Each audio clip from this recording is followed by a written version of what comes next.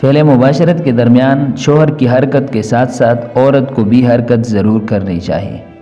عورت بالکل بے حرکت نہ رہے، حالانکہ اصل حرکت شوہر کی ہی ہوتی ہے، جس کی وجہ سے شوہر کو انزال جلدی ہو جاتا ہے اور عورت کو انزال دیر سے ہوتا ہے۔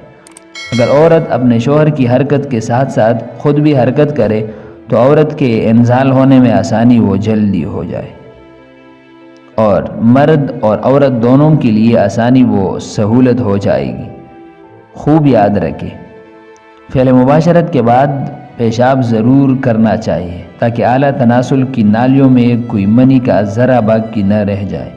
باقی رہ جانے سے وہ اعلیٰ تناسل کے اندر زخم پیدا کر سکتا ہے، جس سے بڑی تکلیف پیش آتی ہے اور ان کی علاج میں سخت پریشانیاں لاحق ہوتی ہے۔